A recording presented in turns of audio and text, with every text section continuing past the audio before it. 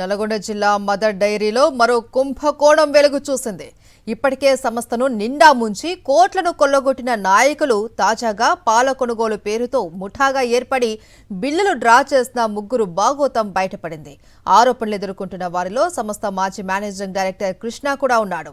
ఇప్పటికే మాజీ ఎండీ కృష్ణతో పాటు భువనగిరి మేనేజర్ దశరథ, సూపర్వైజర్ పరమేశ్వర సస్పెండ్ అయ్యారు. ఇక మూతపడిన పాల కేంద్రాలలో పాలు పోసినట్లుగా దొంగ బిల్లులు సృష్టించి ఆగస్టు, సెప్టెంబర్, అక్టోబర్ నెలల్లో 9,50,000 రూపాయలను కొల్లగొట్టినట్లు ఆరోపణలు వస్తున్నాయి.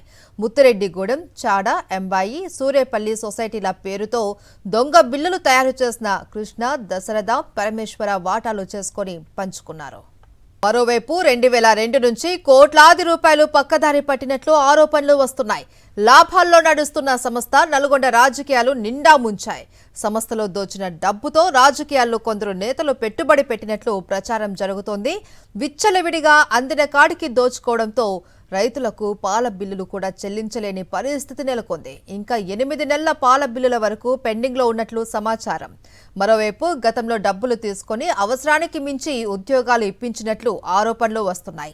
ఉద్యోగుల జీతాల చెల్లింపు కూడా అదనపు భారం కావడంతో కోలుకోలేనంత ఆర్థిక ఇబ్బందుల్లో కూరుకుపోయింది మదర్ డైరీ.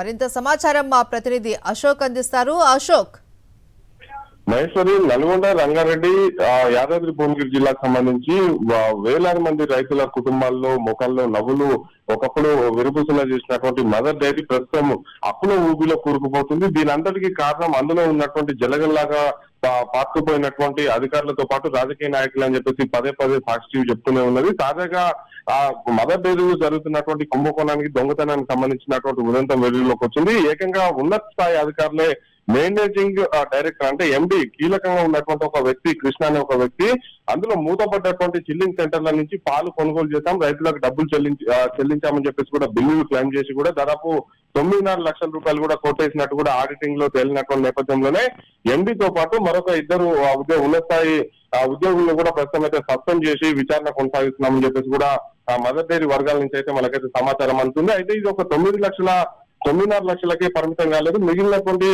చిల్లింగ్ సెంటర్లు, మూతపడ్డటువంటి చిల్లింగ్ సెంటర్లు కావచ్చు, ప్రస్తుతం పాలు సేకరిస్తున్నటువంటి చిల్లింగ్ సెంటర్లో కూడా లీటరు సేకరిస్తే 2 లీటర్లు సేకరించినట్టు కూడా, అంటే 2 సేకరించినట్టు కూడా దొంగ బిల్లులు, నకిలీ బిల్లులు పెట్టి కూడా దాదాపు లక్షలాది రూపాయలు కూడా కుంభకోణానికి పాల్పడ్డట్టు కూడా ఆరోపణలు వస్తున్నటువంటి నేపథ్యంలోనే పూర్తిగా విచారణ చేయాలని చెప్పేసి ఒకవైపు రైతుల నుంచి డిమాండ్లు వస్తున్నాయి. అదే సమయంలో అందులో ఉన్నటువంటి కొంతమంది ఒకరిద్దరు డైరెక్టర్ నుంచి కూడా డిమాండ్లు వస్తున్నటువంటి నేపథ్యంలోనే అసలు ఏ స్థాయిలో కుంభకోణం జరిగింది, 9.5 లక్షలకే పరిమితం అవుతారా, పూర్తిగా విచారణ చేస్తారా అనేది కూడా తేలాల్సినటువంటి అవసరం అవుతుంది. ఎందుకంటే మనం గతంలో చూసుకున్నట్లయితే 2002 నుంచి ఒకప్పుడు రాష్ట్ర ప్రభుత్వం ఏదైతే లాభాలు నడిచినటువంటి నేపథ్యంలోనే అందులో కొంతమంది రాజకీయ నాయకుల జోక్యం మితిమీరినటువంటి నేపథ్యంలోనే ప్రస్తుతం అయితే రైతులకు పాల బిల్లులు చెల్లించేటువంటి పరిస్థితి లేదు. 35 కోట్ల రూపాయల వరకు కూడా రైతులకు పాల బిల్లులు చెల్లించాలా. అదే సమయంలో అప్పులు కూడా పెరిగిపోతున్నటువంటి నేపథ్యంలోనే ప్రస్తుతం రైతుల నుంచి పాలు సేకరించే పరిస్థితి లేదు. అదే సమయంలో సేకరించినటువంటి పాలను కూడా అమ్మేటువంటి పరిస్థితి లేదు.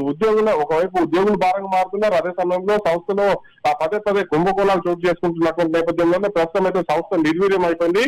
తీసుకున్నటువంటి రైతుల నుంచి సేకరించినటువంటి పాలకు బిల్లులు చెల్లించే పరిస్థితి లేదు. 35 కోట్లకు సంబంధించినటువంటి అప్పులు ఏవైతున్నాయో అప్పుల్ని కూడా చెల్లించేటువంటి పరిస్థితి లేకపోవడంతో ప్రస్తుతం అయితే విలువలాడుతుంది. ఈ ముగ్గురు మిగతాటువంటి ఉద్యోగుల యొక్క పాత్ర కూడా కుంభకోణంలో ఉందా అనేది కూడా పూర్తిస్థాయిలో విచారణ చేస్తే తేలేటువంటి అవకాశం అవుతుంది. Maheshwari, right, thank you Ashok.